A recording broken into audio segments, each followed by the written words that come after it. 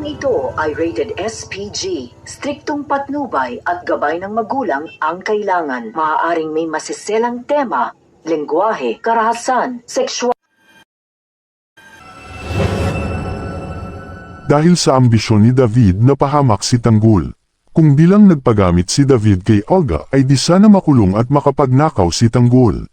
Dahil sa pag-angkin ni David bilang si Tanggol na siyang naging peking anak ni Ramon. Sa sobrang galit ni Ramon ang dahil kay David ay sobrang nahirapan at halos mawalan pa ng buhay ang ninanasa niyang anak.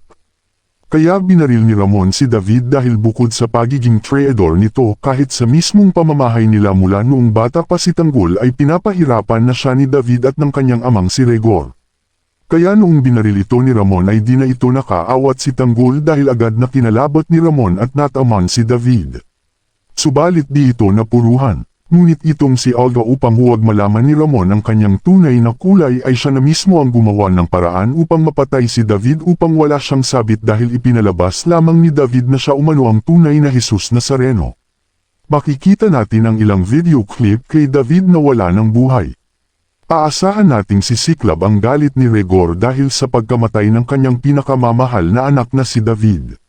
Dito na rin magsimula ang pagbabago ng pananaw ni Regor bilang isang pulis. Nilihis na ang kanyang paninindigan bilang pulis dahil sa nakikitang baluktot na pamamalakad ng iba niyang kasamahan. Habang nag-aagaw buhay si Santino ay nakalamay naman si David. Plano ni Olga na pag-aawayin si Regor at Ramon, kaya ipinupukol ni Olga na ang dahilan kung bakit namatay si David ay dahil kay Ramon at Tanggol. Makikita natin dito na pinapasok na si David sa kabaong. Mas mag-level up ang galit ni Regor dahil naulit na naman muli ang muling paghahamak sa kanyang pagkatao lalo't malaman niyang ang mortal niyang kaaway ang pumatay sa kanyang pinakamamahal na anak. Ayon sa palabas ni Olga, isa na namang malakalbaryong problemang nadagdag sa pamamahay ni Marites at Regor. Kakayanin pa kaya ito ni Marites kung maalamang namatay na si David? Isang napakagandang aabangan na naman natin ang mangyayari sa pelikulang Batang Quiapo. Ang pagbaliktad ng buhay ni Mang Marzang at ni Roda.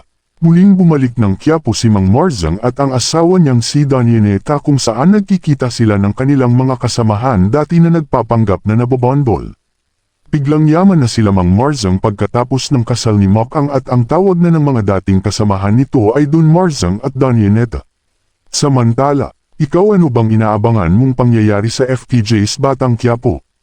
Please comment below at aabangan ang muli nating palabas. Maraming salamat po sa inyong lahat.